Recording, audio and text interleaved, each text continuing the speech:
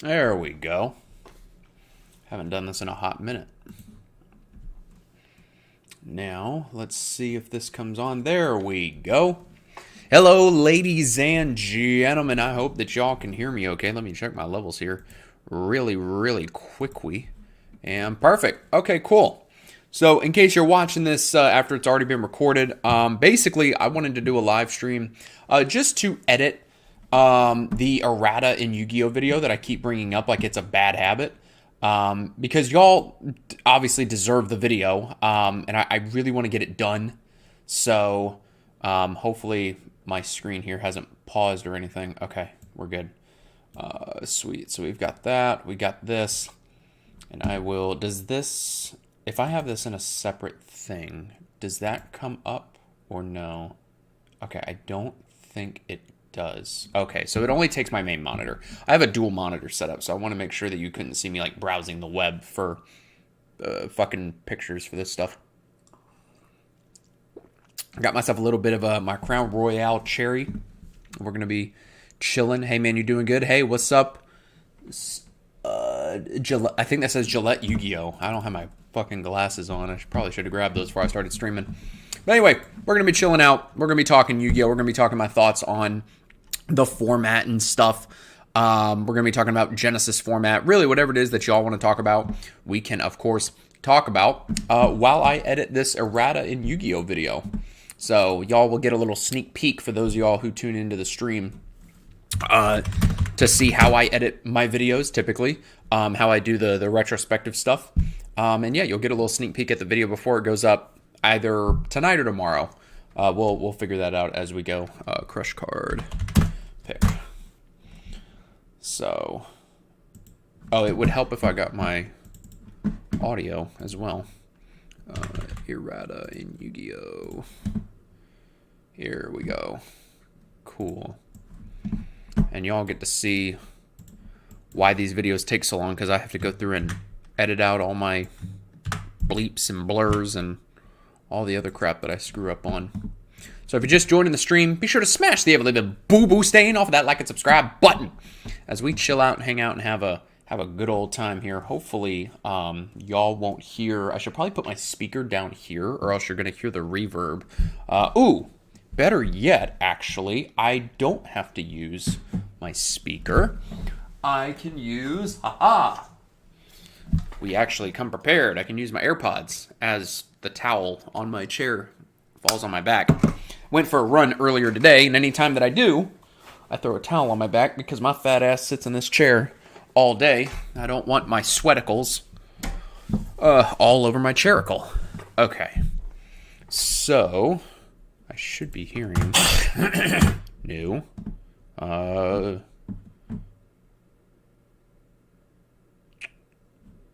Hang on.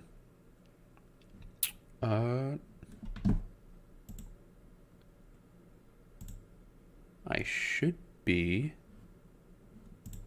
hearing through my AirPods or not. That's off. Yes, my AirPods are called Sexy Beast because I am a sexy beast. There we go. That's what the doctor ordered. All right. Cool. All right. Y'all get to sit back and relax. And yeah, if you have any questions either about the video or if you just want to hang out, chit chat, whatever the case may be, by all means, let's have a conversaciones. Is this it, or is that the Borderlands 4 gameplay? Oh wait, no, that's the... Where did my... There it is. Okay, cool. And actually, before I start editing, I should get the other photos that I need. Yu-Gi-Oh!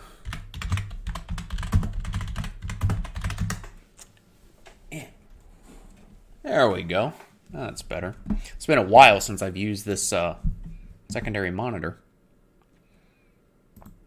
Get to go through and get every single one of these photos.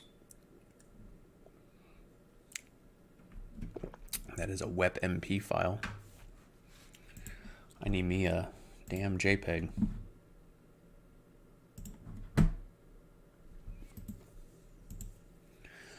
But yeah, my thoughts on Genesis format. My thoughts on Genesis format is that it's very much centered around rogue decks. Um, I don't feel like a lot of meta decks outside of like Vanquish Soul K9 until they like get hits on like their points. I feel like Vanquish Soul K9 will maybe be the best deck of the format, but it's going to mostly be just rogue decks with very little hand traps, is what I feel like it's going to be. Because there's not really going to be a reason to play hand traps when that takes up so many of your points. Like that's actually kind of the nice thing outside of something like maybe Dimension Shifter. There's really no reason to play any kind of hand traps because like it's just going to be taking points away. Why do hand traps when you can play Pot of Greed? Unless you're like me who wants to play Trickstar and Droll and Lotbird Reincarnation loop someone's hand, then you should probably be playing Droll and Lotbird. What was it? One of the other cards I talked about? Oh, we also talk about Yugioh Guardian because when you're talking about erratas, you have to talk about Yugioh Guardian. Is this the one that says Earth Tuner? Yeah. I'm just going to grab whatever picture I can. Let's just grab this one. I'd rather show the original card instead of its errata. Oh my god, these fucking WebMP files. Lunalight still makes Liger, but it's worse with Lava Golem on everyone's side. Yeah, I was checking on DB, and I saw some Tri-Brigade players and stuff playing Lunalight. I actually saw a couple people on Lunalight. I don't know anything about the new Lunalight shit. Like, I don't know. I should probably move my mic over here while I'm looking at the other monitor. I don't know anything about the new Lunalight cards and, like, how they function. I just know that when it comes to their playability, it's really good because, like, you don't need the, what is it, the tiger? The pendulum monster thing? I should probably move this over here. Yeah, that would be better so that y'all can't see all my shit on my desktop, even though it doesn't really matter, but it's fine.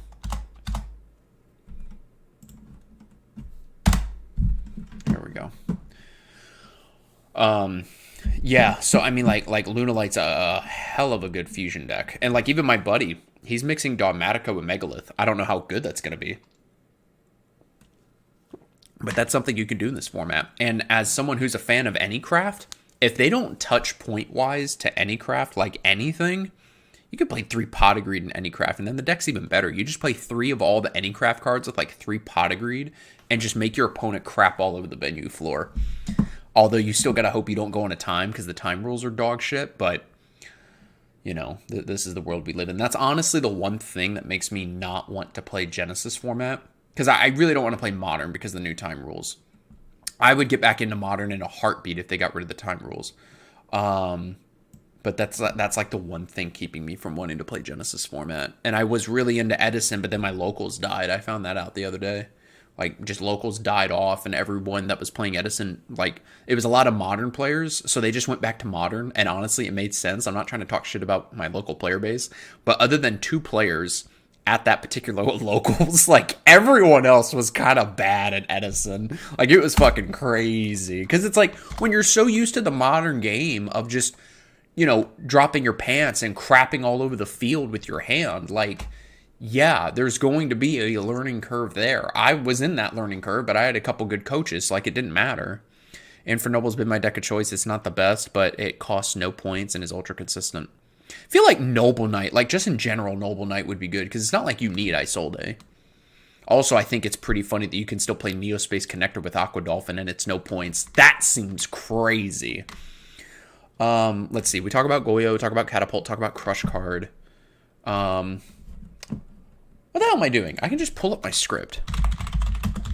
I want to get all my pictures in before I start editing the actual audio. Because I talk about a few different cards that got in errata. Oh, I talk about Future Fusion. That's right. Future Fusion's errata is completely stupid. Like the fact that they made it take one more turn is just... It's so stupid. And then, like... So here's kind of my thing. I kind of fall in the middle.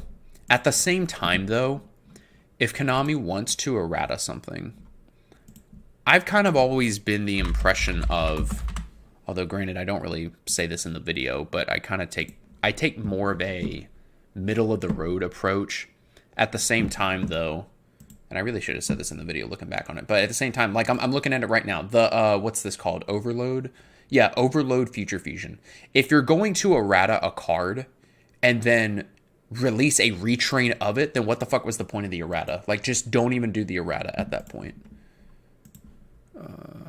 Hand knowledge actually isn't that good when games go on for longer, oddly enough. Yeah, that makes sense. Because, like, that's why Trap Dust Shoot really isn't a big deal in Edison.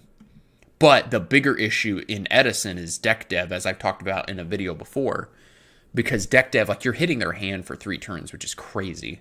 Trap Dust Shoot, it really depends. Because, like, if you bricked and you hit, like, the one of good card that they drew, I mean, you were probably losing the game anyway, but it still just doesn't feel good.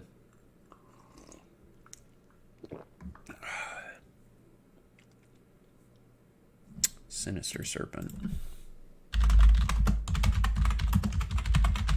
I actually have a OG Sinister Serpent. That is... It's actually this picture that I'm going to use in the video. Please don't be a WebMP. I want to use this photo because this Sinister Serpent looks sexy AF. It's from the Game Boy game. It's from Yu-Gi-Oh! World Championship 2004 Stairway of the Destined Duel. Fuck, it's a WebMP. Fuck it. I'll take the extra 5 minutes to get this photo. Relaunch in motion. Troll and Toad is under new management and they're having a relaunch. I can't even get this photo. Well, I can get the photo. I just have to do more work for myself, which is donkey shit. Well, breaking news here. Troll and Toad is under new management, so their website's down. Ha! That's funny. I went to go download their Sinister Serpent photo. And they're like, oh, under new management. You can eat our ass.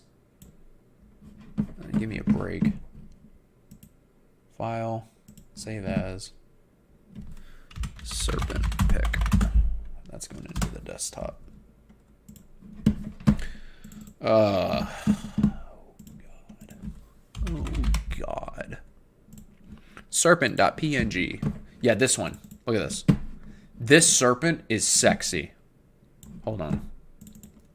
Look at that. That is a beautiful Sinister. That's the one I have. WC4. It's the 2004 Stairway to the Destined Duel video game. And it's a beautiful secret rare. It is a true pleasure to have in the collection. They're only a few dollars too. Like I would definitely recommend someone go and buy that shit out. Like it's so good. Let's see. Sinister Serpent. What else do we talk about? Oh, Temple of the Kings.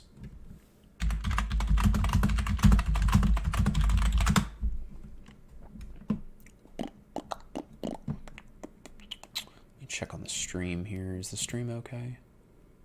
Yeah. Okay. If you're just joining the stream, hello, hello. Hope y'all having a fantastic day. We're talking about erratas and Yu-Gi-Oh! Actually, we're talking Yu-Gi-Oh! In general, but I'm grabbing the photos so I can actually edit this stuff. Is this the...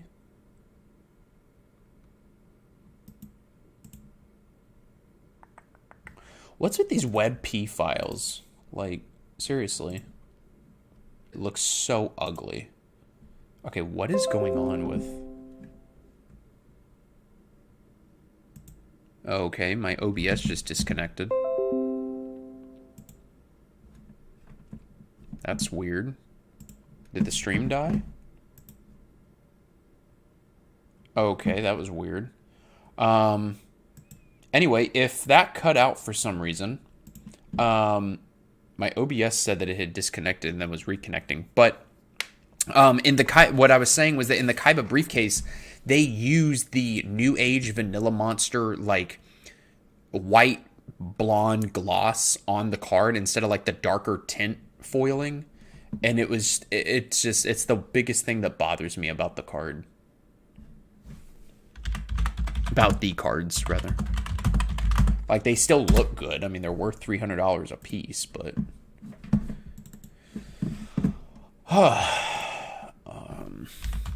Also, it's kind of crazy how the Kaiba stuff has been getting bought out in the from the briefcase. Like, if you go on TCG Player right now in that Kaiba briefcase, Sagi the Dark Clown is $40.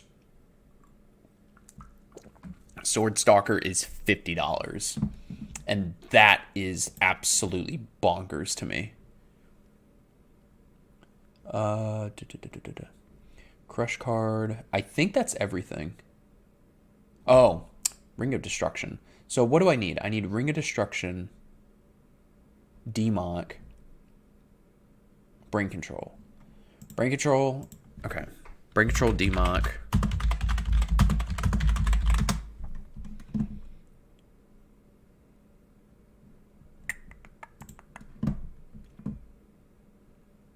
Brain Control, Democ, and...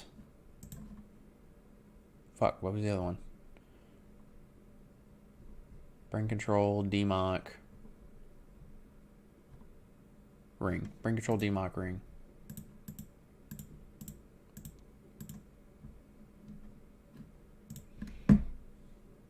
Brain Control, Democ, Ring.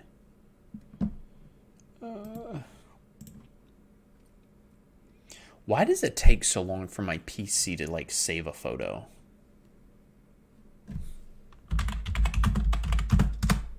Oh, that's a WebMP, isn't it?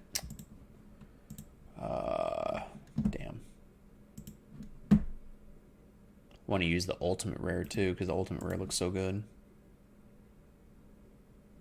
Here we go. Brain, and then I need... Yugioh. Magician of Chaos.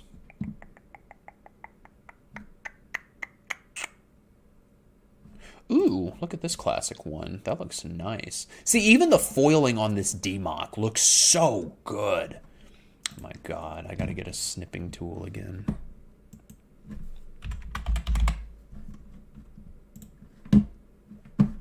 Okay.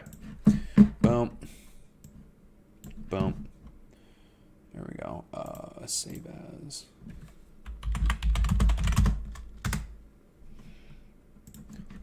Look at this Democ pick. This looks so good.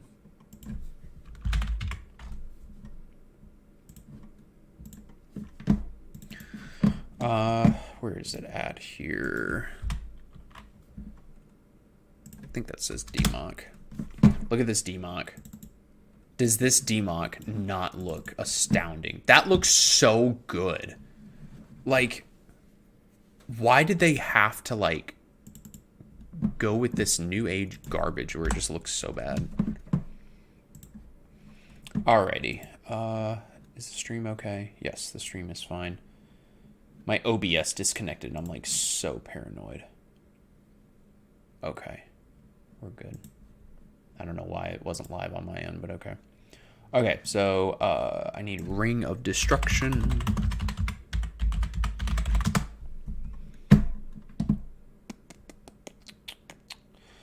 So chat, should I use the TCG art or the OCG art for Ring of Destruction for this video? The OCG art has a bunch of grenades instead of fire. Which one should I use? OCG or TCG art? I'm tempted to use the OCG art. But I feel like talking about erratas, people may not know necessarily what the card is. So it may be better to do TCG art.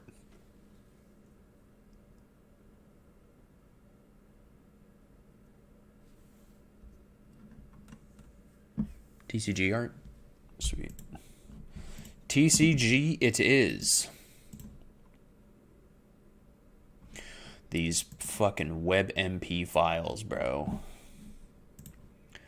So, in case you don't know what I'm talking about, whenever you look for an image on Google, occasionally you won't come across a JPEG. You'll come across a WEBP file, which is something that I can't bring into my editing software because that's like an actual web link. It's not the actual photo. It's a link to the photo. And it's really annoying because if I want that particular photo, then I have to like pull up my snipping tool, and then I have to like take an actual screenshot, and then I have to edit that screenshot, and it adds more work that I don't want to do. Okay, DMOC, Brain, Ring, Future Fusion, Goyo. Okay, I think we're ready to start editing.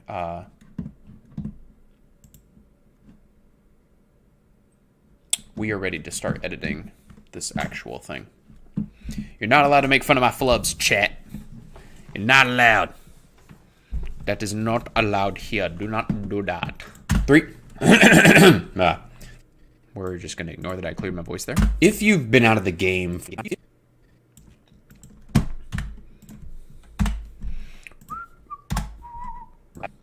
If you've been out of the game for a while, the last thing you may remember dealing with is having your entire hand decimated due to Crush Card virus and losing to Dark Arm Dragon Beatdown. You were glad when Crush Card was banned, but still felt that it was time for you to leave. When you heard that it came back off the ban list, you were surprised. How can a card so powerful come off the list so suddenly? But what was even more surprising to you is that absolutely no one played the card anymore. That's pretty good. My name is Avery, and this is a look at erratas in Yu-Gi-Oh! I want to look at a few cards and discuss if their changes were good or bad for the game. So be sure to smash the boo-boo stain off of that like and subscribe button. And thank you so much for nearly 1,800 subscribers. Okay. So we'll throw the intro in here. I also need to figure out what I want to do for gameplay. Haven't touched Dueling Book. I would rather get a coffee enema than play on Dueling Book. If you're just joining the stream, hello. We're talking Yu-Gi-Oh! Genesis format, anything that y'all want to talk about while I edit the erratas and Yu-Gi-Oh! Video that I've talked about for what feels like 10 years. I really do appreciate all the love and support because I see that we've got several viewers in here. So really, thank y'all very, very much. I need to figure out what I'm going to do for gameplay. Because I haven't touched DB. I'd rather get a coffee enema than play on Dueling Book right now. So I have some old Black Ops 3 footage that I can pull from the channel. Or I can like grab someone else's gameplay. I've done that for some of the Yu-Gi-Oh! Retrospectives. Like I've gone on Cali Effect in some of his old videos and done that. I don't know what I want to grab because I don't have like any sort of gameplay other than just old gameplay on my channel. Here we go, your videos. What gameplay should I use, chat? Should I do like Black Ops 3 footage that I have on the channel from years ago? Should I do like someone else's gameplay and give them credit? Like what should I do with this?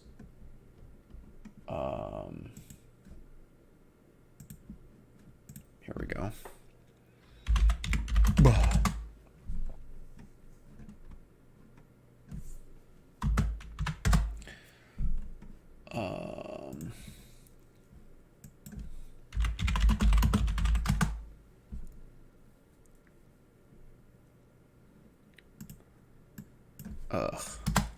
Hang on.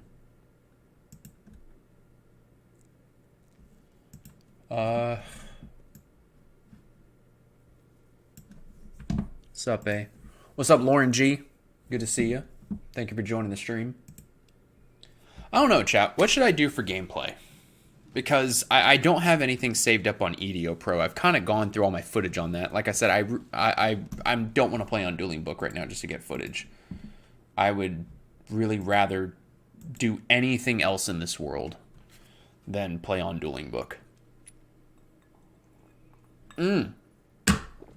I I do have an old Pokemon Let's Play on the channel, actually. I could pull gameplay from that. I think that'd be a good switch up. This is how far we're going back. Check this out. Let's see how old this is. August 7th, 2014. Episode 1 was July 29th, 2014. And I did a Let's Play of, what is this, Leaf Green? I think so.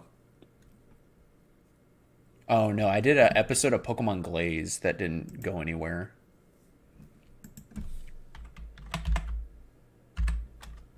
Hold on. I could do Pokemon chat. Dueling Book is down right now anyway. Oh, it is? Huh. Interesting. There's gotta be something on here that I can use.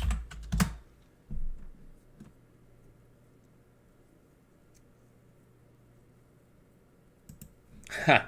I forgot in 2022 I did a live stream where I got drunk off my ass and played Yu-Gi-Oh!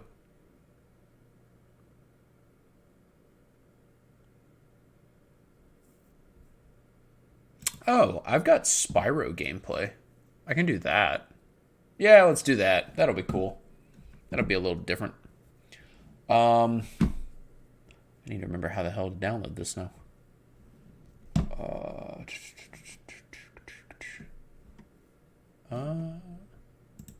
There we go. Download. Download will probably take forever since I'm streaming.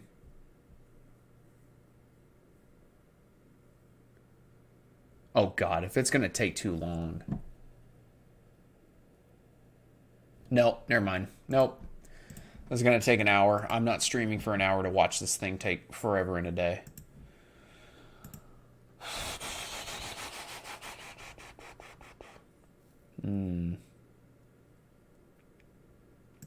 Whatever.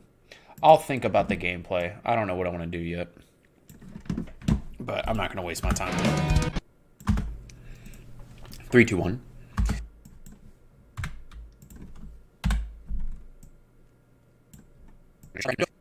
In case you don't know, an errata is a change in a card's text. This usually involves adding or subtracting a few words, changing syntax, or shortening phrases on a card. Konami usually does this to update old cards and make them legible in today's terms. Konami usually makes one of 3 changes to a card. 3, 2, 1. I remember it was really worded badly in my script. Konami usually makes today's terms. Konami usually... There we go. It's supposed to say card text, and I'm like on a card, days terms. Konami usually makes... Did you hear that breathe? That was weird. I'm like... Sound like I'm having a stroke. Listen to this shit. Make them legible in today's terms. Konami... It's like a mouth breather. Or a mouth breather. In today's terms. That was hilarious. Legible in today's terms. Konami usually legible in today's terms.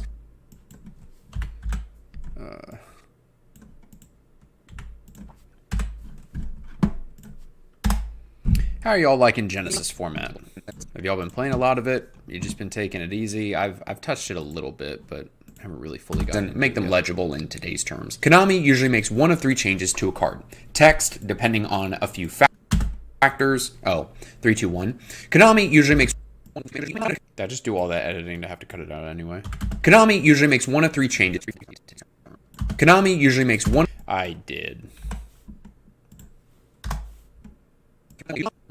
Today's terms. Konami usually makes one of 3 changes to a card text, depending on a few factors. They may add problem-solving card text, PSCT, to older cards, and some sort of restriction to banned cards, or make some quality-of-life improvements to make card text shorter. In some cases, they may even add new effects, like in the case of Necro Rally, making the card better, or change the name or attribute of a monster, like with Kinetic Soldier, now called Cypher Soldier.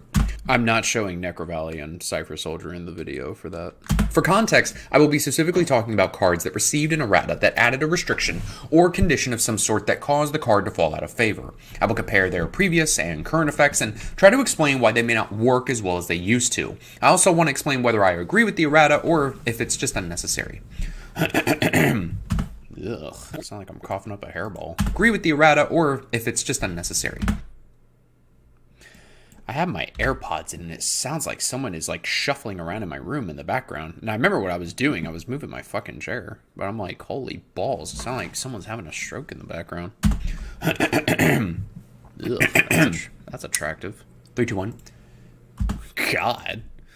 You know, you never realize how much you clear your throat or like little idiosyncrasies you do until you're editing a video. And you're having to listen to your voice. And I already hate listening to my voice. Granted, I wanted to be in TV and radio, but then I got blackballed. But I'm like, ugh. Like, brother, ugh. Even I don't want to listen to this. Or if it's just unnecessary. Do note, though, that I will not be going over all cards that have received an errata like this. Examples being Imperial Order and Rescue Cat, as some cards like Imperial Order still saw play with the errata. Imperial Order was busted even with its errata. I remember that crap. I remember beating Sky Strikers like it was my day job with Imperial Order. Like, I just remember vomiting all over the field with whatever deck I was playing at the time. And as soon as their turn started, I went activate Imperial Order. And sometimes, depending on the situation, it was almost better to wait until they activated a spell and then chain the IO. Because then it's like, well, you just wasted your spell, so now you're down a card. And that way, too, like, they have to have, like, some kind of quick play to pop it. Imperial Order was busted back in the day. Like, that card was so good. And we're still good to where they got banned again. So let's start with Catapult Turtle. This card is a level 5 monster with 1,000 attack, which is important. Whoa. Hold on. Again. So let's start... This beautiful Catapult Turtle, bro. This thing is sexy. Swipe right on your Tinder profile for this card. This card crazy. This card was bonkers good, bro. So let's start with Catapult Turtle. This card is a level 5 monster with 1,000 attack, which is important. Oh, I need to add my my background. Because I remember calling it, instead of hollow purple, I called it background purple. Is it up here? Or... yeah, here we go. Hang on.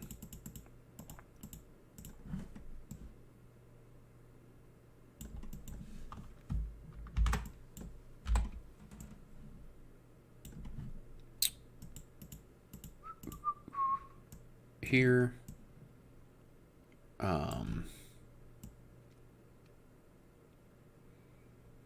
Yeah, this will be fine. Well, first things first. First things first, I'm gonna read this. Here we go. Cut a lot of that out.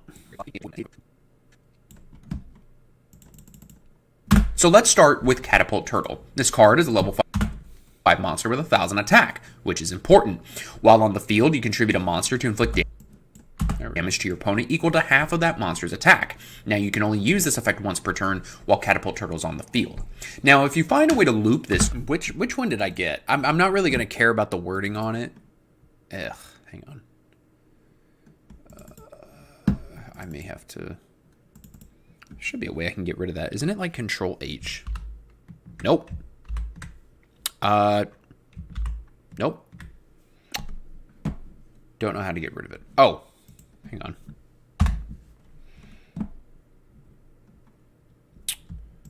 Which one did I get? Once a turn, you contribute one monster, inflict damage to your opponent equal to half the attributed monster's attack on the field. Okay, so I got the OG one.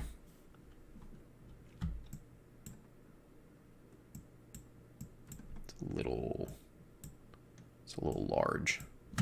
Little large. Is that too small? Might be a little too small.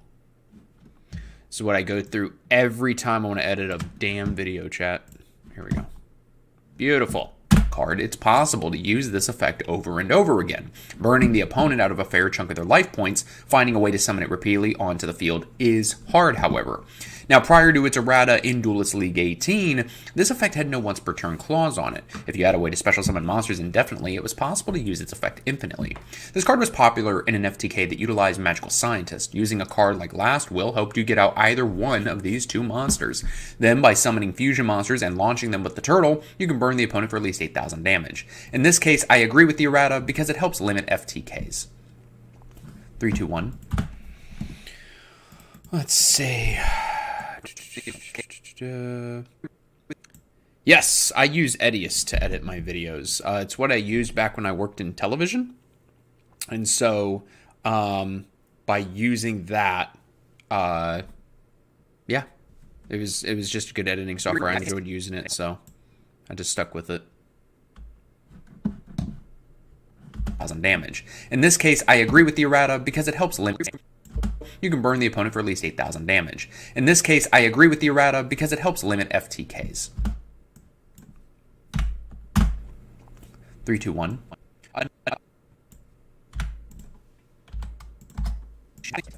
Limit FTKs. Another thing to note with Catapult Turtle is that there is a niche FTK with the Tachyon cards, but it's really inconsistent and garbage, where you get out a...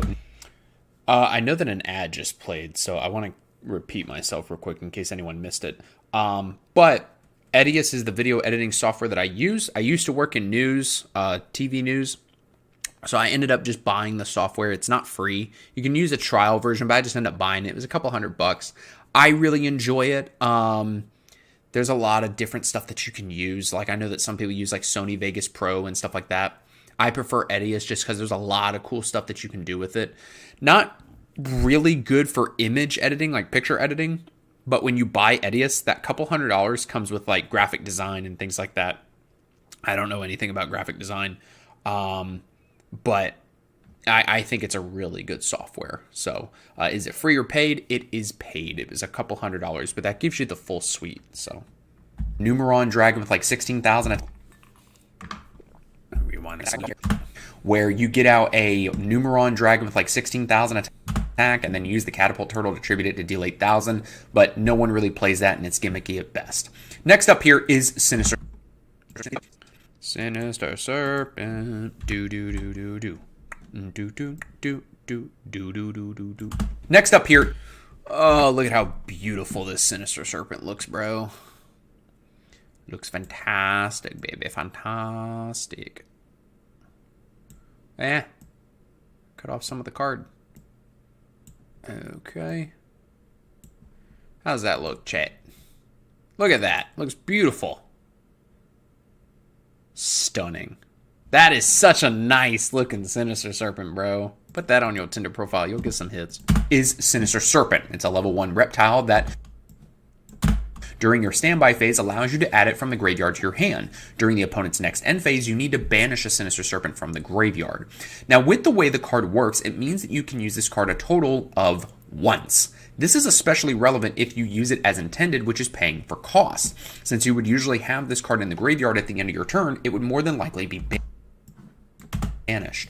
This card was extremely popular during Go format. It helped provide materials for Metamorphosis and Tribe Infecting Virus, among other things.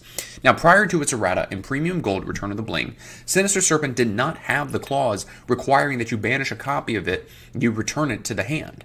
Oh, 3, 2, 1. Yeah, I screwed up that line. Now, prior to its errata in Premium Gold Return of the Bling, Sinister Serpent did not have the clause requiring that you banish a copy of it, you return it to the hand. Oh, 3, 2, 1. Ew, I like sucked on my lips there. What was that noise? Ugh. Brother, ugh.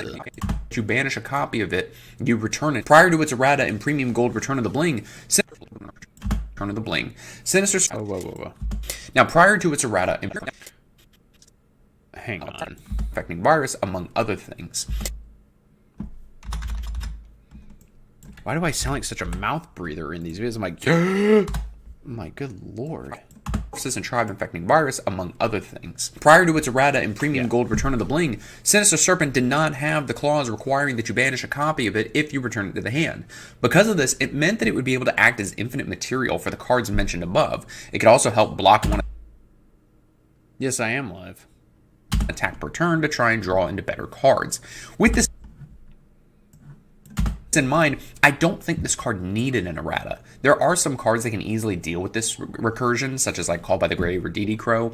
Not only that, though, but no one would realistically play this card in their decks. Sinister Serpent really didn't need the errata, if you think about it. Like, it was so unneeded.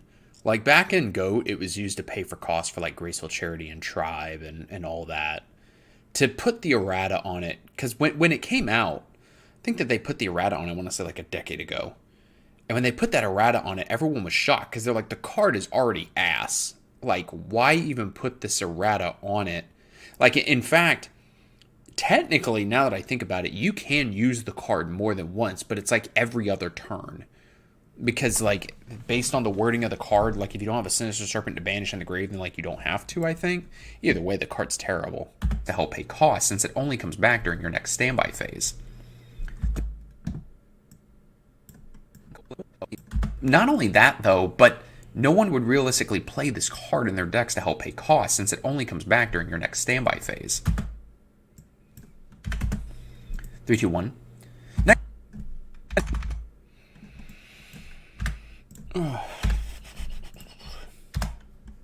I'll probably just use some old COD footage for the gameplay chat because it's only for the first part of the video. Next up is Temple of the King. Now, Temple of the Kings, if I remember correctly, I say that it needed its errata. Because, like, this card is just bonkers. It's Machior the Destructor in spell form. Next up is Temple of the Kings. Temple is a continuous spell that allows you to activate one trap card the turn it is set. If you control Mythical Beast Circuit, you can send both that monster and this card to the graveyard to special summon one monster from a hand, deck, or fusion monster from the extra deck. Each of these effects have a... I wonder what Temple of the King's points amount is in Genesis format. I don't really feel like it's abusable, but like I know people have been playing Odeon like it's, you know, their second job in Genesis format. Hard once per turn clause on them. Now, also Chainburn, I think, is a sleeper pick in Genesis format because none of those besides Chain Strike have any sort of points on them. As you may know, being able to activate traps the turn they're set is pretty good. In many cases, it can lead to FTKs, which is exactly what this card was used with. Players usually utilize this card in Exodia decks. With this card on the field, Reckless Greed becomes Pot of Greed, and a whole host of other draw cards make the deck quite consistent. But how does that work if you can only activate one trap per turn? Well, prior to its errata in PGL2, there was no limit to the number of trap cards that could be activated. Not only that, but there was no limit to the number of monsters you can summon with the Mythical Beast Circuit. Granted, you have a way to loop the two cards. Obviously, this card needed an errata. Before its release, there was a similar monster card, Machior the Destructor, that allowed you to activate traps directly from the hand. If I remember correctly, too, Machior did get an errata, and no one plays it. And both of these cards deserved their banning at the time, and both deserved their errata. Yeah, it did get an errata, because I mentioned it in the video. But I couldn't remember at the time when I made it. And now I don't remember now. Because there are traps that are extremely powerful. Again, these could also lead to FTKs. But what's nice with Temple is that it sees play in the Odeon deck and is a decent card even with its errata, and it's usually played as a one-of. Temple of the Kings is a perfect example of an errata done right. Like, it really is. 3, 2, 1. I sound like such a mouth breather, chat. Really played as a one-of.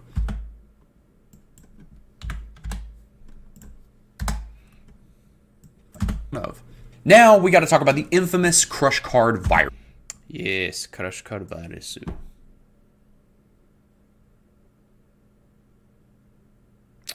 the fuck? There we go. Now we got to talk about the infamous... Let's add a little dissolve on that. Watch this, chat. I'm gonna not be lazy for a change. Boop. Now look at that. One-of. Now we got to talk about the infamous Crush Card Virus. This is, of course, a trap. Look at that art. This is the ultimate rare art from back in the day. I think this is still pretty expensive. But, yeah, this card. Surprised they never released a retrain of it. Although Doom Virus Dragon, I should have mentioned this in the video, Doom Virus Dragon has the original Crush Card virus effect, but Doom Virus Dragon is awful. Card that by tributing a monster with 1,000 attack or less, usually was a Sangan back in the day, allows you to look at your opponent's hand and destroy all monsters they have with 1,500 or more attack. Then they can destroy 3 monsters with 1,500 or more attack from their deck, and they take no further damage until the end of the next turn. That seems really bad, though, and you'd be right. With an effect that seems so garbage, it may seem surprising to newer players that this card used to be banned.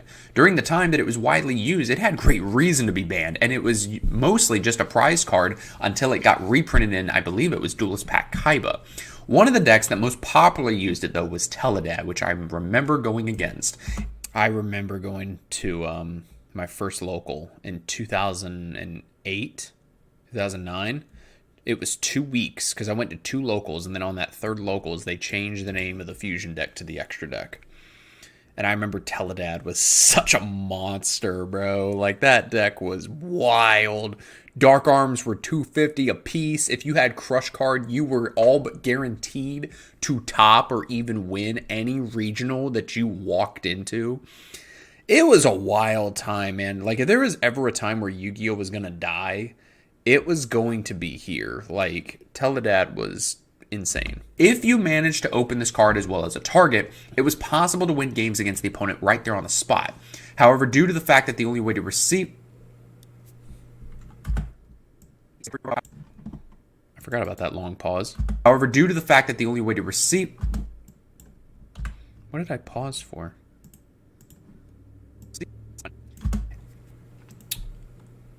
If you manage to open this card... If you manage to open this card as well as a target... One of the decks that most popularly used it, though, was Teledad, which I remember going against. If you manage to open... Here we go.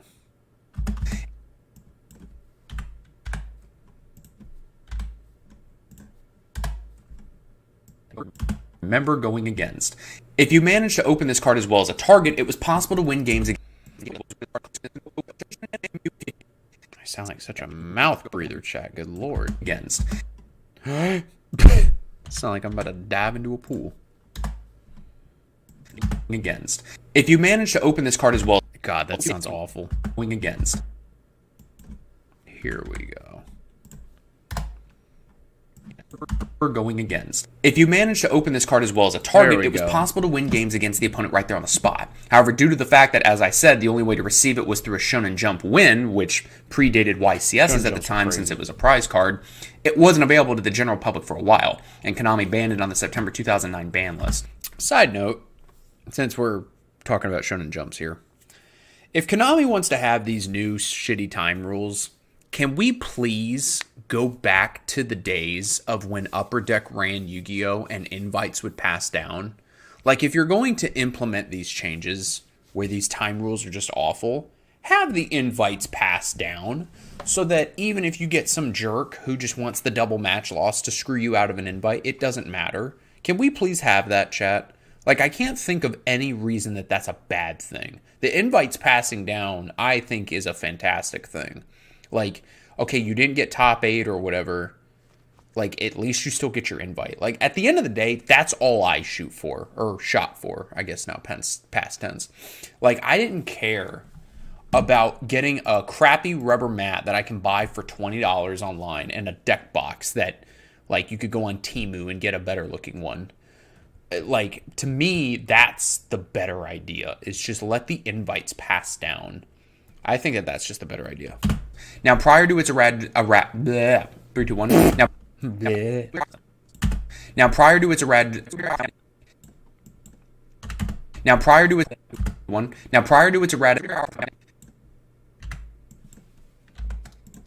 like, I can't think of any reason why the invites passing down would be a bad thing. 2009 ban list. Now, prior to its errata in PGL2, Crush Card worked like any other virus card. The tribute and destroy from hand effects were the same as the current errata. However, you were able to look at all... What was I doing? Was I swallowing a pear? What the hell? Current errata.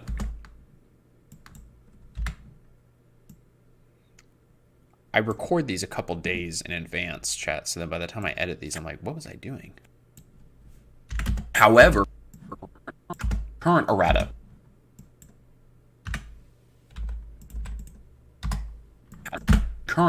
However, you were able to look at all cards your opponent draws for the next 3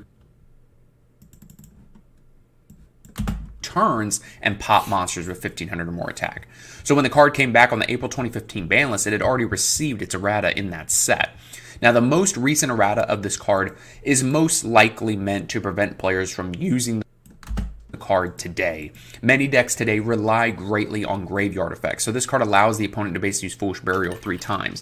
The fact that they'll not take any more damage for the next 2... I remember when this card got an errata, and I remember everyone was talking about this card is awful because if you use it against Burning Abyss, they essentially FTK you because they get to dump 3 monsters.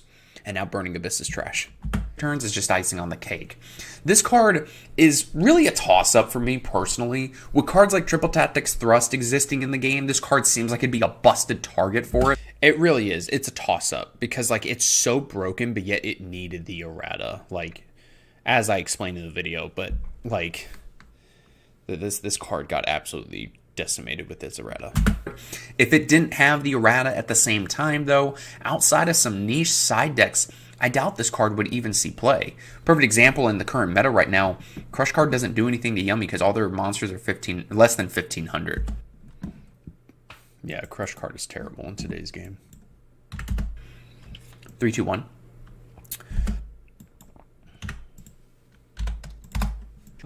All their monsters are less than 1500. Next up is a classic. Hold on. There we go.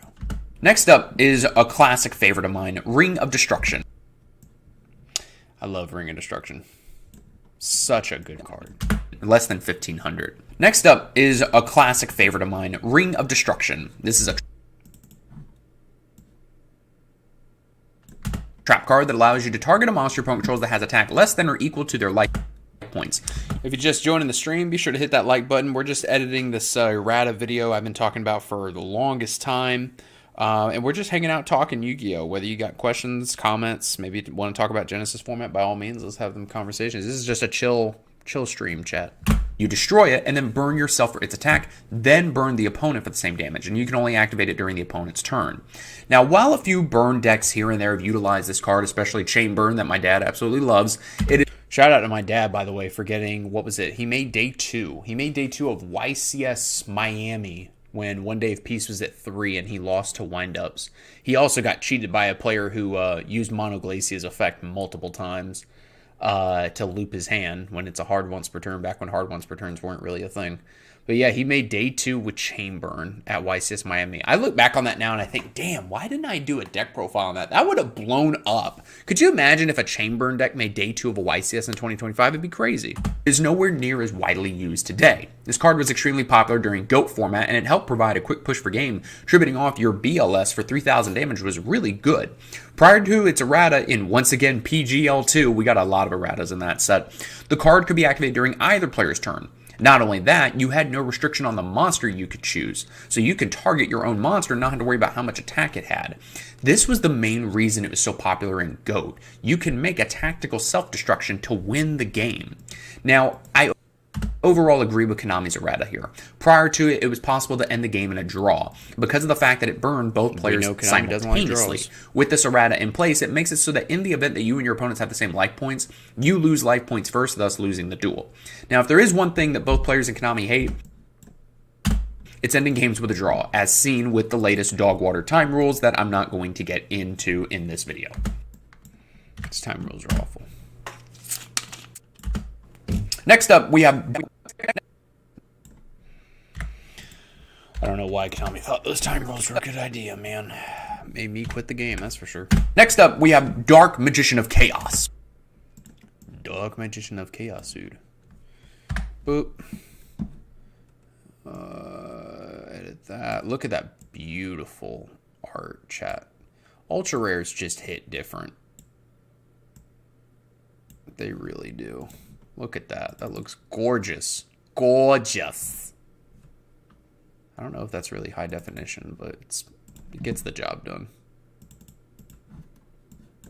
which is a level 8 monster that, if normal or special summon, adds a spell card from the graveyard to the hand during the end phase. If it destroys a monster by battle, that monster is banished, and if D-Mock would leave the field, it gets banished instead. This card was very popular in a few FTKs back in the day.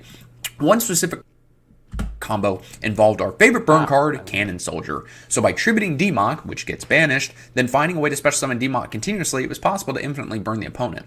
But if you could only add back one spell card during the end of the turn, how does it work? What the hell was that? I like burped or something. One spell card during the end of the turn, how does it work?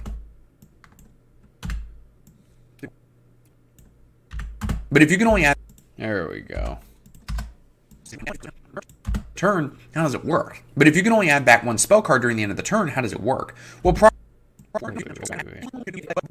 but if you could... But if you could only add back one... But if you can only add back one... There we go. It's possible to infinitely burn the opponent. But if you can only add back... It was possible to infinitely burn the opponent. Sound like I'm talking on a timer. D-Mock continuously, it was possible to infinitely burn the opponent. But if you can only add back one spell card during the end of the turn, how does it work? Well, prior to its errata in Yugi's legendary decks, you could add back a spell from the graveyard whenever you summon D-Mock. So the main FTK combo described above included two other cards, the first being Dimension Fusion. And if you've watched my Yu-Gi-Oh! Retrospective series, you know what I'm about to say with Dimension Fusion. By paying 2,000 life points, you can special summon as many of your banished monsters as possible. Thus, with the D-Mock banished due to Cannon Soldier, you can special summon it back. Then, D-Mock will add back the Dimension Fusion. And in order to avoid paying the 2,000 life point activation cost, you also played Spell Economics, which allows you to activate spell cards without paying life point costs. I feel that D-Mock overall needed the errata, just because of the fact that there's plenty of ways of easily summoning it today and abusing it. Yeah. D-Mock really needed it. The fact that there's plenty of ways of easily summoning it today and abusing it. Could you imagine if D-Mock saw play? I do wonder with the new Dark Magician support that we'll eventually get, I wonder if D-Mock will see play in that. 3, 2, 1. Let's see. Boom, boom. And we'll probably talk about the next card here. Brain Control is a classic card. Yeah, Brain Control. Let's see. Boop. Brain Control is a classic card that allows you to take control. This video will either be up on the channel either tonight or tomorrow, you guys. Tomorrow is NFL football day, so I plan on getting drunk as a skunk and just partying and watching my Jacksonville Jaguars hopefully win. So do keep that in mind. This is like a sneak peek at the video. So if you happen to watch the video, you can be like, hey, I was in the live stream watching this sexy Harambe looking dude edit this video. Face up monster by paying 800 life points. However, the monster you target must be one that can be normal summoned or... By the way, chat, I want to have a little story time here real quick, because I know that my friend doesn't watch my live streams, and I want to get this off my chest so I can say that I confess to my my lie, and I can move on with my life. So, my buddy wanted me to go to Target last night after I got off of work, and I didn't feel like doing that shit, so I told him, yeah, I'll go. And so I ended up going home instead. Because I didn't want to go. I didn't care. I was tired after working my shitty 9-to-5 job. And I ended up going home, and I FaceTimed with my parents because they went out for their wedding anniversary or whatever. And so then I text my friend and I'm like, hey, they didn't have it. I'm already home. Sorry. Of course, I felt bad. I felt like an ass. So I went today. He Cash Apped me and I went and got him his stupid Pokemon packs or whatever. And then he wanted specific ones that they didn't even have. So I'm like, well, it's kind of a good thing I didn't go last night. But I straight up told him, I'm like, hey, I don't have it. And he doesn't watch my videos, so I know that he's not watching this. But I'm like, I had to confess to somebody, I guess, chat. But like all these scalpers out here for Pokemon, and then he's got me going because they had a limit of 2 at Target. And I'm like, I hate having a conscience sometimes, chat, but this will be our little secret. Your target must be one that can be normal summoned or set. Unlike Mind Control, which was released after this card was banned, you're able to use the monster however you want under Brain Control. You can even attack with that monster. This card was a popular staple as it allowed you to steal monsters that your opponent worked hard to bring out. And side note, it's not that I lie to all my friends like that, but when I get off of work at 9 o'clock at night and Target closes at 10, my fat ass don't want to go all the way on over to the Target to get you some Pokemon packs. Like, I'm sorry that they have a limit of 2. Blame the scalpers, not me. I wanted to go home and take a shower and go to bed. And then, of course, I went today and they didn't have it anyway. And it was just a waste of time. And then here's the other kicker too. My buddy tells me, "Oh, get me the Gardevoir and Lucario pack." And I'm like, "Okay, I know what that is because I play Pokemon." But then you know what my dumbass does? It tells the worker girl, I'm like, "He said he wants the Gardevoir and Lucario pack." She's like, "I don't know what that is." I'm like, "Me neither." I'm like, God, I'm such an idiot. He's leading me out here to dry. Shout out to my friend for making me go and get some dumbass Pokemon packs because of all these stupid scalpers. And then I look like the jackass at Target because the girl straight up like, "I don't know what a Gardevoir and Lucario is." And then there was some little 10-year-old kid who's like, "Hey, I came in and bought this stuff and I left my credit card here," and he's with his dad. And I'm like, "Oh my God, just ring me up and let me go home." Use it against them. At least those that are not summoned from the extra deck. Prior to its errata in Duelist Saga, there was no restriction on the monster you can target. The fact that the monster you target needs to be one that can be normal summon makes it obsolete today. There are very few AirPods just went out. Monster you target needs to be one that can be normal summon makes it obsolete today. There are very few decks that have a boss monster that can be normal summon. Most have end boards that are almost completely made up of monster specimen from the extra. Brain Control is so awful. They didn't need to errata that card deck. Granted, we have Mind Control and Snatch Steal now. Although I don't think this errata needed to be done, I do understand why.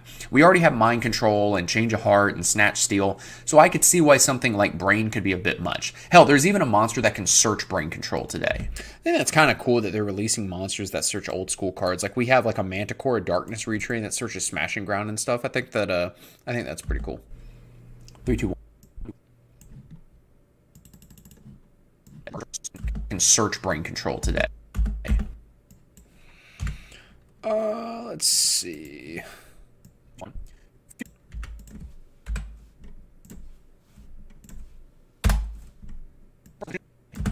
Future Fusion is a continuation. Oh, now we get to talk about Future Fusion. I don't remember what I say in the video, but I feel like I'm going to probably say something like it needed the errata, but it's kind of ridiculous. Future Fusion is a continuous spell that has an effect spread out over 3 turns. During the first standby phase after activated, you can reveal a fusion monster from the extra deck, and then send materials from the deck to the Alright, we're almost done, chat. Graveyard. Almost done. During the next standby phase, you can fusion summon that monster and equip Future Fusion to it. If either the monster or this card leaves the field, the other is destroyed. A popular deck that utilized this card, by using this card, it was possible to dump material Overload Fusion. Even after it received this errata, Infernoid... What the fuck? Oh, someone's blasting music in my neighborhood. It's tended to use this card. Infernoid Terrea is a powerful fusion monster, and it allowed you to send all Infernoid monsters in your deck to the graveyard with Future Fusion. Now, prior to its errata reprint, 3, 2, 1. Now, prior to its errata reprint, 3, 2, 1. Now, prior to its errata reprint in DUSA. DUSA was Duelist Saga, right? With Future Fusion. Now, prior to its errata reprint in DUSA, Future Fusion was able to send the materials to the graveyard immediately upon... Because I typed in DUSA, but I can't remember if I said it was Duelist Saga. Yeah, Duelist Saga. Okay. Because I had looked it up when I wrote this script, but then, like I said earlier in the stream, I recorded this like 2 or 3 days ago. So when I looked it up for the script... I just typed in DUSA because I assumed everyone would know, oh, that was Duelist Saga.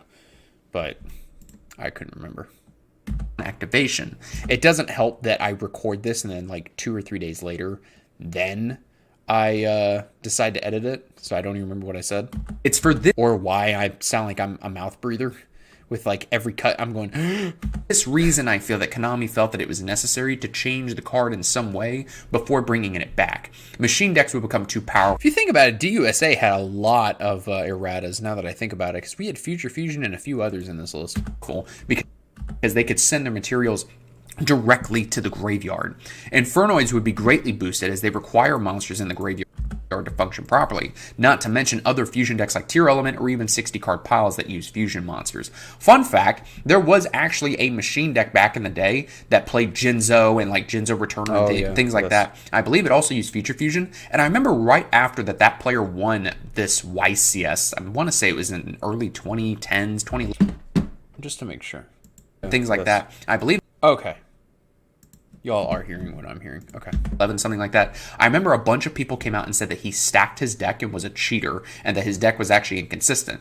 I built the deck card for card, and yeah, it was inconsistent and garbage. So I think it's safe to say that player possibly cheated. Yeah, I remember that. I remember building that machine deck. It was dog shit. Genesis format will turn into a slightly underpowered advanced format relatively quickly. Yes. As I said earlier in the stream, it is Rogue Deck Table 500 Heaven. Like I said earlier, my buddy is playing a Megalith Dogmatica deck, which sounds awful. But in Genesis format, when pretty much all the meta decks but Vanquish Soul Canine have just been neutered into the ground because of the point system, yeah, you can play some off-the-wall crap and actually see success. Like I said earlier, like playing Trickstar, Droll and Lock, Rip Your Hand with Trickstar Reincarnation seems pretty good. Like you just play 3 Droll and then you still have, what is that? I think Droll is 7 points apiece, I want to say, or 5 points apiece. You still have plenty of points to work with to build your deck. So, yeah, no, it's going to be Rogue Deck Heaven for sure. It's going to be a much slower format. 3-2. Which kind of makes me excited for it, but the problem is like, it's hard to get into a format if no one in your area plays it. Like I talked earlier about Edison, where like all of the players in my local area for Edison like just quit, and they went back to Modern. Granted, they weren't the best players, so I think that's kind of why that they like quit, because it's just such a different game. But like, if no one's around, it's not really going to get traction. You know what I mean? So it's going to be interesting to see what happens. I don't know if that's going to get me back into the game per se, because like the time rules just blow ass. Like, I'm sorry, but they do. And again, here, little side rant here. Okay, I need to sit my fat ass up in my chair. I don't understand why I'm still getting comments on my latest video where people are like, Avery, you just slow play and you suck at the game. When I said in my latest video, I'm like, guys, go watch the Yugioh Processes channel. Go watch where I played matches on like recording, and you tell me if I slow play. And none of these people have, I feel. So it's like, it's not a slow playing issue. It's not a skill issue. It's the fact I just don't like the time rules. Like, that just annoys me so much that like people are just quick to say, oh, you must be a slow player and you cheat. No. Out of the 17 years that I played this game competitively, I had 2 or 3 times where my opponent was like, hey, can you play faster? And I can tell you the most recent ones was YCS Orlando in day 2, when it was a Rizal Fiendsmith mirror match, and my opponent's like, hey, do you mind playing faster? Like, this isn't really a complicated game state. And he had a detonator up and then a back row. The back row turned out to be Solemn Judgment. So I was going to lose regardless, but he's like, hey, if you don't mind picking it up, like, it's not really a complicated game state and whatever. And I'm like, hey, yeah, fair enough. I'm sorry. I'm just trying to think out my plays. It's day 2, my first time making day 2. I apologize. And like, we moved on. The only other time that someone tried to say I was slow playing when I wasn't was when I went to a regional down south. Wasn't Hollywood. It was somewhere else in Florida. It was Prodigy Games, I remember, because it was at a college campus. Shout out to Prodigy Games. They're actually a really cool store. Really good people. And the guy got pissed because we went to time, and I think we had only played 1 game and I beat him and it took the full 45 minutes. And he's like, I remember I was playing Sprite. He goes, did you have any other plays? Because you seem to play that kind of slow. And I'm like, what are you talking about? I don't know what your shit does. And he was playing the Machina OTK deck, like with Machina Citadel, which is like a Raigeki and whatever. And he played, I remember I talked about this in my deck profile. He played, I kid you not, ladies and gentlemen, for 15 minutes straight because I didn't open any hand traps. And he just kept playing and playing and playing. And I'm like, okay, like super poly the board, I guess. I don't know what I can make because I don't know what your garbage cards do. Like, it was a table 500 deck through and through. But then he's getting pissed at me because he's like, did you have any other plays? Because you seem to play that kind of slow. I'm like, Bitch, you're playing a table 500 deck. You can eat my ass. Like, give me a break. And that's my whole issue with the time rules is that now you have to know what every fucking card in this game does.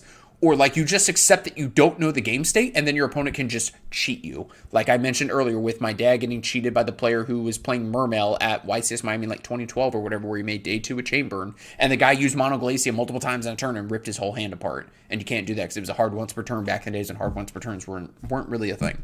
The third time, actually, yeah, I was right 3 times, if that's what I said. The third time was when I went to YCS Atlanta back when I think Pepe had just become a thing, I think. And I remember I called him Mr. Salty Bitch for years on the channel. He was my round 4 opponent at YCS Atlanta. And he got pissed because he felt like last round he got cheated. So somehow word had gotten around that I was on Chainburn. And he got pissed at some point, and I remember like he was missing half of his teeth in his fucking head, and he goes, I'll read your comment in a second. I'm on a tangent now, ladies and gentlemen.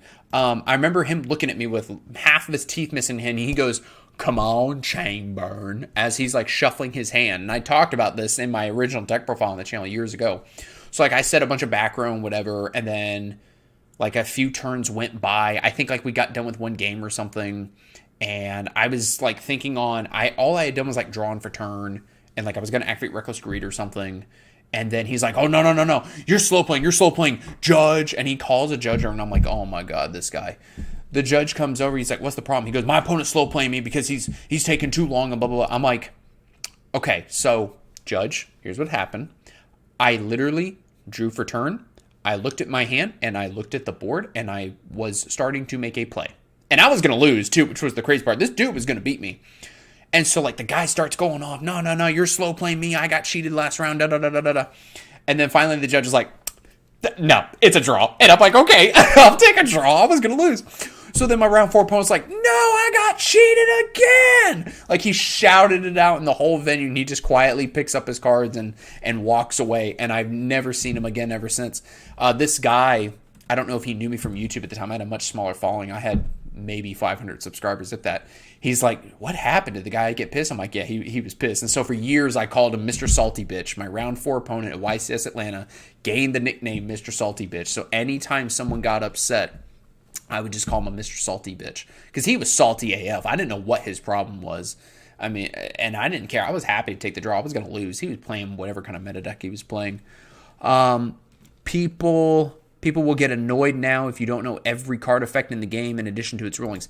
I mean, it's true. It's fucking true. Like, why should my secondary job, when I'm already working a shitty job at a pharmacy, why should my secondary job that makes me no money because the prize support is liquid ass, should be learning what every single card and every single ruling in this game does? That's what the time rules do, and it's BS. Let's see. It's Konami's fault for making this game too complicated. Yes. And the tournament organizers for not running tournaments efficiently, but they don't want to admit that, so they blame the players for not being perfect. So in my experience, specifically with tournaments and stuff, for years I have gone to the convention center in Kissimmee, Orlando, Florida, and I've never had an issue with the tournament organizers there. The biggest issue I feel, specifically in the Florida player base, and maybe this is a thing like in the whole player base, but I have to talk from a Florida player perspective. And the reason why I think that this is important to say, because Florida has a lot of good fucking players in it. Like, what's his name? I think his name is Hani Jarari. Like, a lot of the good players, if you think about it, a lot of the good players in Yu-Gi-Oh! Come from Florida, right? So, hang on one second, chat.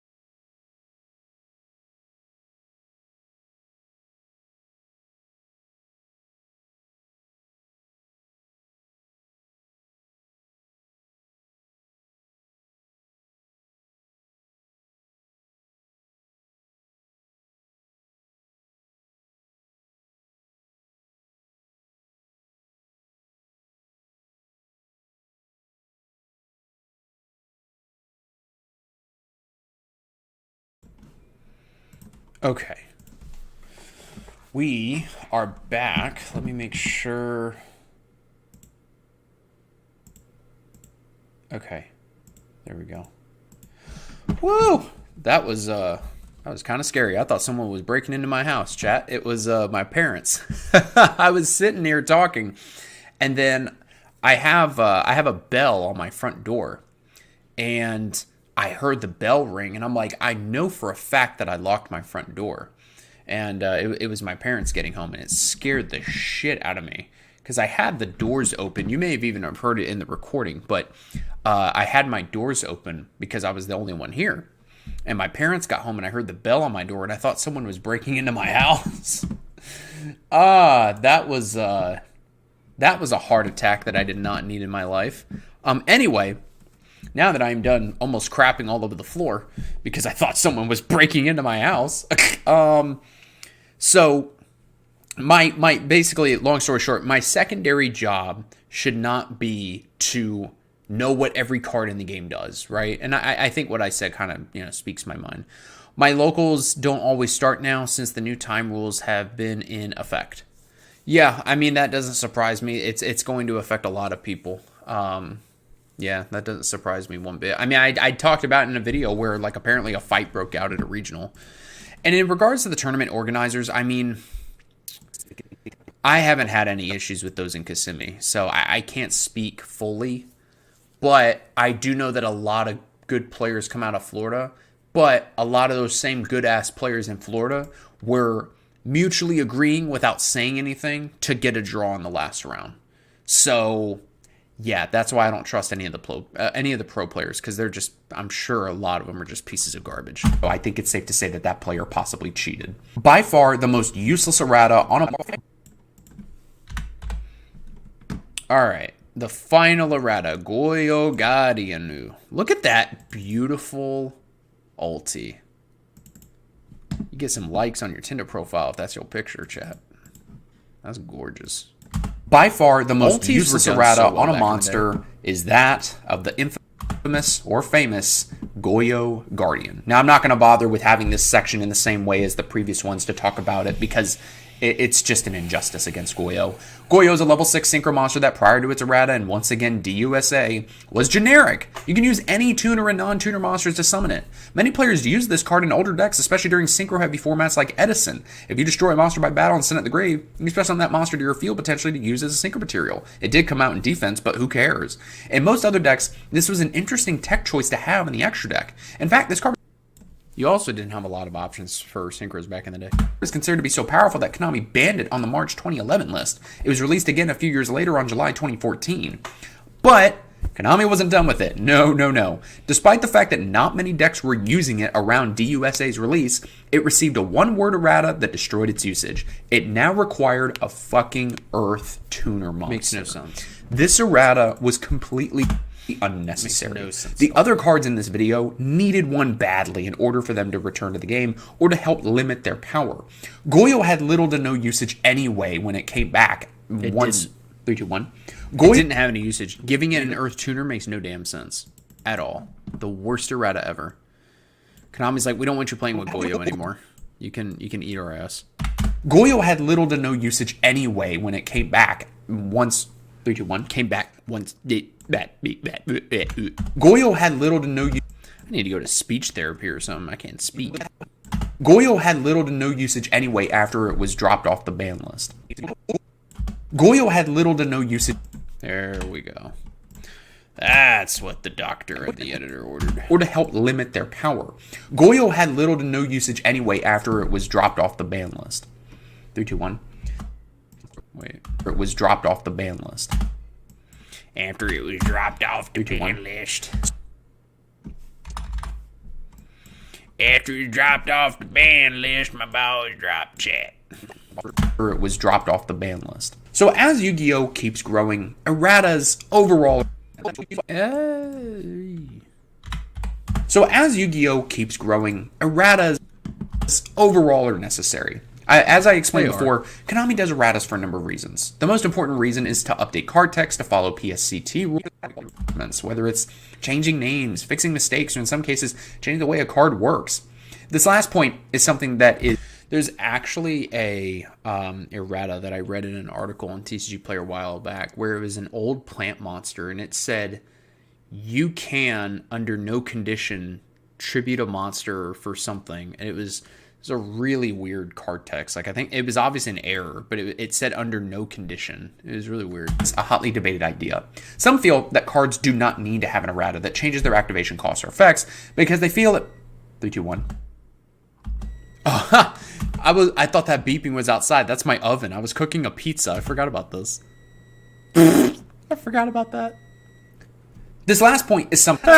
I forgot I had thrown a pizza into the oven while I was recording. Activation costs or effects because they feel that... This last point is something that is a hotly debated... This last point... That's hilarious. I forgot that... I forgot I threw in the pizza. That's hilarious. I remember now pausing for the beeping. Erratas affect traditional format, time travel format, and Net Genesis. See, that is it doesn't affect time travel, right? Unless you're playing under the guise of you must play with the current time rules and the current effects and whatever, then yes, it does. If you go to like an RBET or something, which stands for Really Big Edison Tournament, you're playing as it was. And keep in mind, it used to be called Time Wizard format. It was not Time Travel format. That's because Konami hates Time Wizard formats. My buddy actually made a good point where he said, like, I was talking to him about Genesis format. He's like, yeah, it seems cool. But my thing is, why would you have three back-to-back Ultimate Time Wizard events, and at each event say, yes, give us feedback, we want these to improve, let us know what we can do better, and then you crap all over that, you change it from Time Wizard to Time Travel, and then you give us Genesis format. It was a really good point that he made, and I think that that's something that really needs to be kept in mind when looking at Genesis format as a whole. Not saying that Genesis format is bad. We already know I made some stupid claims about Genesis format. I think it's decent, right? It's not perfect, it's decent. I think a lot of the points need adjusting, like 1-for-1 being fucking 91 points makes no sense.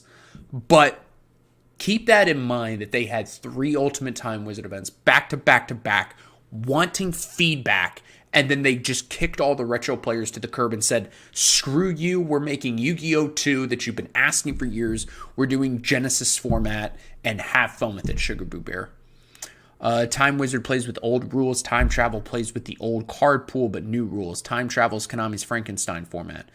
Even then, like, that doesn't make the format good. The format's ass. Like, Time Wizard was better, which now all we have is RBETs. Like, RBETs is just the way to go. What does this say? Oh, top fan. Okay. That is a hot... In some cases, changing the way a card works. This last point is something that is a... Let's see. This is changing the way a card works.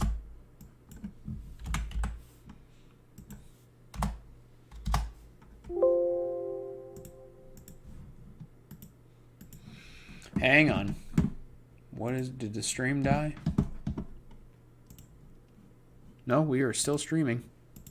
This last point is something that is a hotly debated idea. Some feel that cards do not need to have an errata that changes their activation costs or effects because they feel it messes with the identity of the original card. Others feel that these changes are needed so that those cards can come back into the game.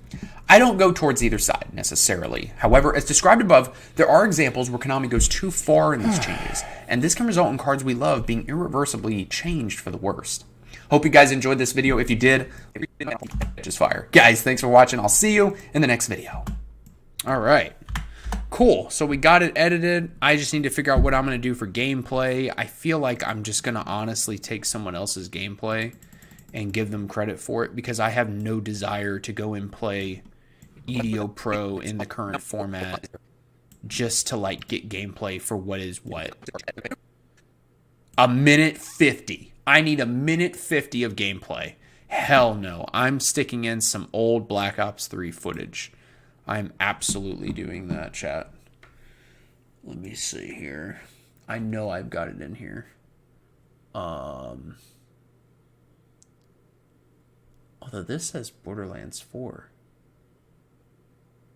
Oh, wait a minute. I remember now. Hang on. This is... I can just use this. I've got some Borderlands footage on my PC. Here we go. Yeah, I've got Borderlands 4 footage on here. Let's just do that. Who cares? Here we go. That's what Daddy ordered. Yas. Hang on. Yeah. Damn it.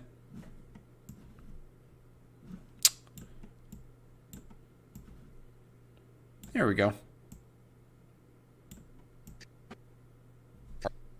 If you've been...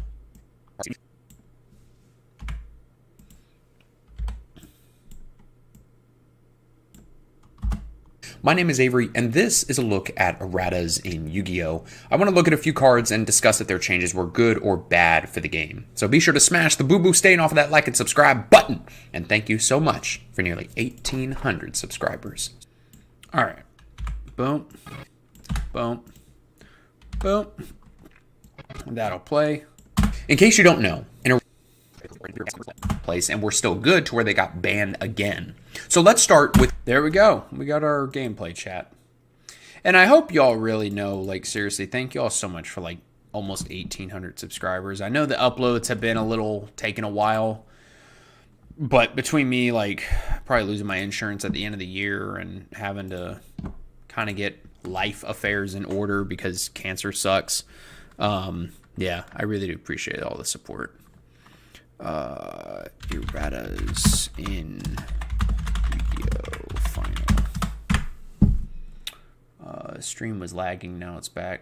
Yeah, I don't know what was going on with the stream. I think it's because I have the ultra low latency. Hopefully you heard what I said about being thankful for nearly 1,800 subscribers, and due to the lack of uploads just being because I have to get life affairs in order because I'm losing my insurance at the end of the year. I'd have to make like another $10,000 before December 31st to keep my current insurance and to literally stay alive and keep my cancer medication. Unless someone donates like $10,000 to the channel or something, like there's just no way. And I don't expect that, right? Like I'm not going to sit here and act like I'm e-begging because that's definitely not what I want to be known for. So, and that's also a big ask too. I mean, not even like big streamers get like $10,000. Anyway, guys, I'm going to go ahead and get this uploaded. Thank you all for hanging out, chilling out. If you watch this after it's already been recorded, thank you for watching. Hopefully you enjoyed this little chill chat about Yu-Gi-Oh! And life and all that. Let me know if you want me to do more. I know it's kind of impromptu. But thank you all for watching. I'm going to go hang out with my family since now they're back in town. And I'll see you all in the next one. Take care, guys.